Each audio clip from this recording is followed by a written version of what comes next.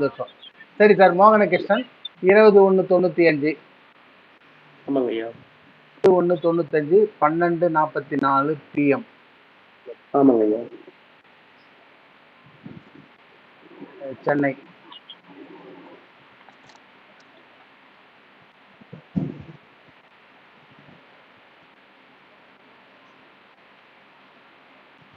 ஓ, நீங்க ஜாதகம் கொடுத்தீங்கன்னு நினைக்கிறேன். ஜாதகம் கொடுக்கல? கொடுக்கலங்க ஐயா. கொடுக்கலையா? மொத்தம் அனுப்பி விட்டேங்க. கொடுத்தீங்களா? கொடுக்கலையா? கொடுக்கல. கொடுக்கலங்க ஐயா. விவரங்கள் மட்டும் நீங்க விவரங்கள் மட்டும் நான் ட்ரீட் பண்ணுவேன். Okay okay. அதான் ஜாதகத்துக்கு பப்ளிஷ் ஆகல. பிடிஎஃப் சென்ட் பண்ணிட்டுங்க ஐயா. இல்லை பிடிஎஃப் இல்லை. இந்த வரும் ராசி கட்டம் மட்டும்தான் பார்ப்போம். 21/95 12:44 PM. ஸோ மேஷ லக்னம், லக்னத்தில் கேது பகவான் இருக்காரு. கரெக்டா? கரெக்டுங்க ஐயா. இப்போ என்ன வேணுமோ, இப்போ சந்திர தசை சூரிய புத்தி நடந்துட்டு இருக்கு. சந்திர தசை வந்து சூரிய புத்தி வந்து முடியுது. இந்த வருஷத்தோட சந்திர தசையே முடியுது. அடுத்து வரக்கூடியது செவ்வாய் தசை வருது. செவ்வாயும் நல்ல தசை தான் உங்களை பொறுத்த வரைக்கும், இல்லையா? சரி, அடுத்து என்ன வேணும்? என்ன பாயிண்ட் வேணுமா உங்களுக்கு? எனக்கு என்ன ஒரு டவுட்னா ஐயா, செவ்வாய் வக்ரமாகி இருக்கிறாரு. வக்ரமாகி கேது நட்சத்திரத்தில் நிக்கிறாரு. செவ்வாய் 1 ஆதிபத்தியம் பெற்றவரா இருக்கிறதுனால 5ல போய் அமர்ந்துறதுனால சனியோட பார்வை வேற சமசப்தமா பாக்குறாரு. இந்த திசையில பொருளாதார ரீதியா முன்னேற்றம் இருக்குங்களா ஐயா? ஏன்னா இப்ப நான் டெம்பரரியா ஒர்க் பண்ணினே படிச்சுங்கிறேங்க ஐயா. இப்ப ஜாபும் காலேஜ்ல பர்மனண்டா கிடைக்கல. எக்ஸாமும் பாத்தீங்கன்னா ஃபுல்ஃபில்லா படிக்க முடியல. அதனால என்னோட கேள்வி நான் எதை நோக்கி போனா என்னோட லைஃப் பிரைட்டா இருக்கும். இப்போ செவ்வாய் தசை ஆவரேஜா தான் இருக்கும்.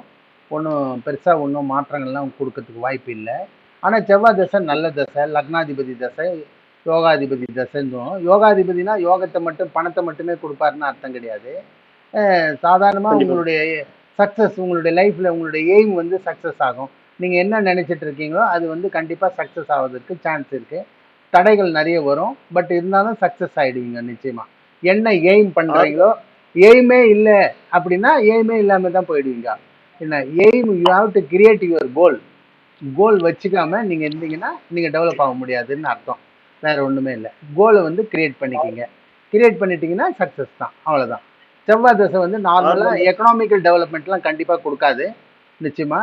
சாதாரணமா ஆனா வேலை வரைக்கும் கொடுக்கும் நிச்சயமா. அந்த வேலைக்கு சாப்பாடு மட்டும் கிடைக்கும். வரதுக்கும் போறதுக்கும் சரியா இருக்கும். உங்களுடைய டெவலப்மெண்ட் எப்போ அப்படின்னா ஒன்லி ராகு தசையில தான் டெவலப்மெண்ட்டே கொடுப்பாரு உங்களுக்கு. அது வரைக்கும் ஒன்றும் பண்ண முடியாது. செவ்வாய் தசை வரும் போகும், வரதுக்கும் போறதுக்கும் சரியா இருக்கும், பட் ப்ராப்ளம் இருக்காது. இப்போ செவ்வாய் சனி நேர் பார்வை இருக்கிறதுனால கண்டிப்பா பிரச்சனைகள் வந்துட்டே இருக்கும். எங்க போனாலும் சண்டை வர்றதுக்கு வாய்ப்பு உண்டு. எங்க பேசினாலும் சண்டை, எது பேசினாலும் சண்டையா வரும். ஏதாவது ஒரு சின்ன வம்பு தும்பு வழக்கில் மாட்ட வேண்டிய, சிக்க வேண்டிய சூழ்நிலை ஏற்படுவதற்கும் வாய்ப்புகள் உண்டு. Especially during the time of Shani புத்தி. அப்போ சனி புத்தியில் மட்டும் ரொம்ப காஷன், ரொம்ப டபுள் காஷன் இஸ் நெசசரி அந்த டைம்ல. மற்றபடி நோ ப்ராப்ளம், மற்றபடி ஒன்றும் பிரச்சனை கிடையாது. ஐயா, ஒரு சந்தேகம் இருக்குதுங்க ஐயா. இப்போ சனியோட செவ்வாயும் இருக்குது, சனியோட சமசப்த பார்மையும் இருக்குது. இது புணர்வு தோஷம் என் ஜாதகத்துல இருக்குதான்றது ரொம்ப நாள் ஒரு சந்தேகம் இருக்குதுங்க ஐயா. இது ஜாதகம் புணர்வு தோஷம் ஜாதகம்? ஆமா இருக்கு. சந்திரன் பார்வை, சனி பார்வையில தானே சந்திரன் இருக்காரு. சந்திரன் 16 டிகிரில இருக்காரு, சனி 16 டிகிரில இருக்காரு. எக்ஸாக்ட் டிகிரில தான் இருக்கு.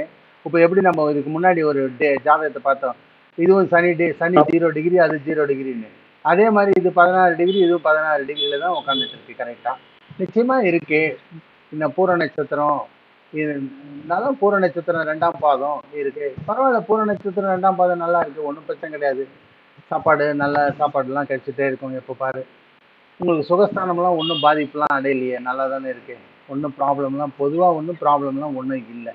8ல குரு இருந்துச்சுன்னா பணக்காரன்னு வேற அர்த்தம், தெரியுமா சார்? பணமே இல்லை சார் இல்லை, எப்படியா இருந்தாலும் பணம் சம்பாதிச்சிடுவீங்க வாழ்க்கையில அப்படின்னு அர்த்தம். ஏன்னா 2ஆம் இடமும் 4ஆம் இடத்தையும் குரு பார்க்கறாரு இல்லையா? 2ஆம் இடத்தையும் 4ஆம் இடத்தையும் குரு பார்க்கறதுனால தேவையான நேரத்துல உங்களுக்கு கையில காசு வந்துட்டே தான் இருக்கும். ஆனா காசுக்கு இம்பார்ட்டன்ஸ் கொடுக்க மாட்டீங்க,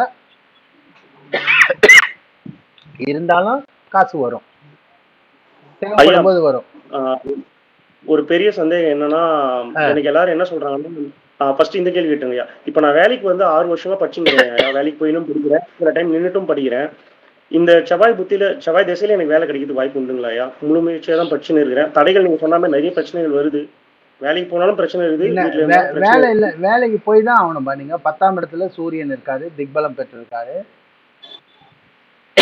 10ஆம் அதிபதி 11ல இருக்காரு. நல்லது தான் இருக்கு, நல்லது தான் செய்யறாரு. அதனால வேலைக்கு போய் தான் ஆகணும். நீங்க சேலரைடு கிளாஸ் தான் போய் ஆகணும், வேற வழி இல்லை. ஆமா. இப்போ கவர்மெண்ட் இது ஜாப் கிடைக்கும். கவர்மெண்ட் ஜாப் கேட்குறீங்களா? அப்படி சொல்லுங்க. கவர்மெண்ட் ஜாப் வந்து எப்படி கிடைக்கும்? வாய்ப்பு என்ன இருக்குது பாருங்களேன். சூரியன் வந்து 10ல் இருக்கிறதுனாலே, திக்பலம் பெற்றதுனாலே கவர்மெண்ட் ஜாப்லாம் சொல்லவே முடியாது அப்படின்னு நிச்சயமா கண்டிப்பா. சொல்லலாம். சூரியனுடைய பார்வை, அதாவது சூரியனுக்கு வந்து குரு பார்வை இருக்கான்னு பாருங்க. இல்லைங்க ஐயா. அப்போ குரு இப்போ ராஜ கிரகங்கள் 4 கிரகங்கள் நான் பல யூடியூப்ல சொல்லியிருக்கேன். நான் சூரியன், செவ்வாய், சனி, குரு, இவங்க தான் ராஜ கிரகங்கள். இந்த ராஜ கிரகங்கள் வந்து ஒண்ணுக்கொண்ணு பலமா இருக்கணும், பார்வை இருக்கணும். குறிப்பா குரு பார்வை மினிமம் 2 ராஜ கிரகங்கள் மேல பட்டிருக்கணும். அப்படி இருந்தால் தான் கவர்மெண்ட் காம்படிட்டிவ் எக்ஸாம்ஸ்ல பாஸ் பண்ண முடியும்.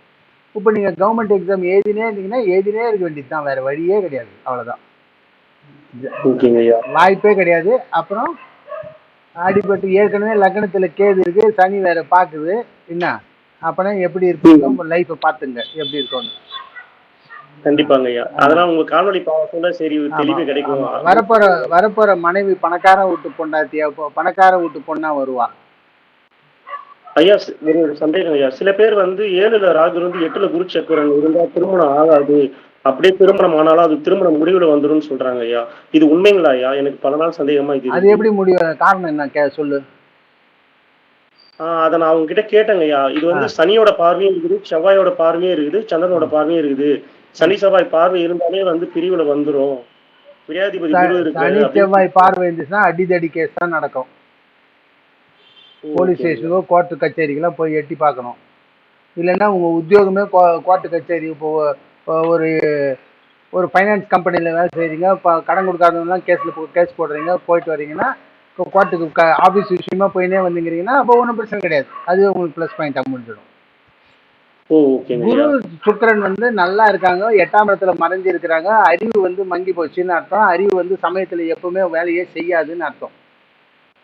என்ன ஆனாலும் நீ என்னதான் எக்ஸாம் எழுதினாலும் எக்ஸாம் எழுதி முடிச்சுட்டு வெளியே வந்த பிறகுதான் கொஸ்டினுக்கு ஆன்சர் தெரியுமே தவிர எழுதும்போது கொஸ்டினுக்கு ஆன்சர் தெரியாது உனக்கு. அதனால நீ வந்து அதனால வந்து மறதியினுடைய காரணமாக போயிடும் எல்லாமே. ஏன்னா அதெல்லாம் நிற்காது. அதனால நீங்க வந்து பர்சனலா எந்த ப்ரைவேட் ஜாப்ல எந்த ஜாப் கிடைக்குதோ அந்த ஜாபை ட்ரை பண்ணுங்க. கண்டிப்பா அதுல சக்சஸ்ஃபுல்லா வருவீங்க. உங்களுக்கு சூரிய தசை சந்திர தசையிலேயே முடியல. செவ்வாய் தசை வந்து கண்டிப்பா கடினம் தான், இல்லைன்னு சொல்ல முடியாது. செவ்வாய் கேதுவோட சாணத்துல இருக்காரு. எது போட்டாலும் வெறுப்பு தான் ஏற்படும். ஏன்னா இப்போ 30 வயசு வரைக்கும் வேலையே செய்யாம இருந்தா அதுவே தப்பு தானே. இல்லைங்க ஐயா, வேலைக்கு போயிருந்தாங்க. அப்போ போயின்னு இருந்தீங்கன்னா சரி. படிக்கிறது வந்து சும்மா படிச்சுன்னு கிடக்கலாமே தவிர, பட்டு அதனால என்ன யூஸ் இருக்குன்னு நினைக்கிறீங்க? என்னத்துக்கு படிச்சுங்கிறீங்கன்னு எனக்கு புரியல. இல்ல உண்மையில என்னதுக்கு டிஎன்பிஎஸ்சில நான் குரூப் 4ல படிச்சு என்ன சம்பாதிக்க போறேன்? ரொம்ப கம்மி சம்பளம், அது வெரி புவர் சேலரி. அந்த வெளியே வந்தேன்னா உனக்கு வேலையும் கிடையாது, பென்ஷனும் கிடையாது. பென்ஷன் எப்பவுமே கிடையாது. எதுக்கு இந்த வேலைக்கு அதாவது திட்டாதாயின் வெட்டன மர ஔவையார் சொல்லியிருக்காங்க. ஏதோ 2 வருஷம் பார்க்க வேண்டியதுதான். 30 வயசு ஆகி போச்சு. வயசு எவ்வளவு வயசாச்சு? 30 வயசு முடிஞ்சு போச்சு. இன்னும் வேலைக்கு தேடுறேன்னா தப்பு தானே கண்ணு. 3 வெட்டில குழந்தை பெற்றுக்கணும்ன்றான். 24 வயசுல குழந்தைய பெற்றுடணும். நீ வச்சுக்கோ. திருமண வாழ்க்கை நல்லா இருக்குங்களா? திருமணம் எந்த வயசுல நடக்கும்ன்றது ஒரு டவுட் இருக்குங்க ஐயா. அது உங்ககிட்ட கேட்டா.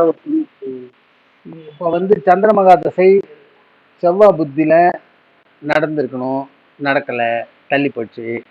சரி, சந்திர தசையே முடிஞ்சு போச்சு. இப்போ செவ்வாய் தசை ஸ்டார்ட் ஆக போகுது. செவ்வாய் தசை ஸ்டார்ட் ஆன உடனே ராகு புத்தி வரும், அல்லது குரு புத்தி வரும். அதனால செவ்வாய் தசை ராகு புத்தி எண்டில் இல்லைன்னா குரு புத்தி பிகினிங்ல கல்யாணம் ஆயிடும்.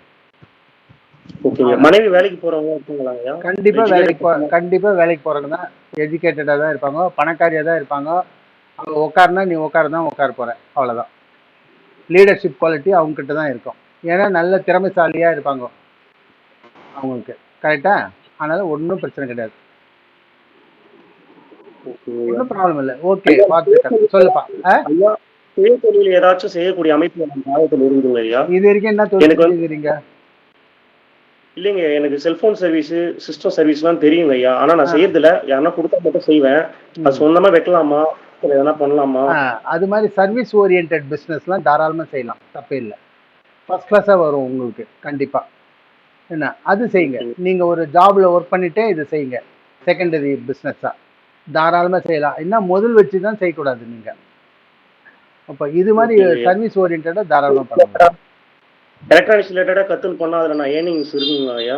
நல்ல ஏர்னிங்ஸ் இருக்குங்களா? இனி கற்றுக்க போறீங்களா, கற்றுட்டீங்களா?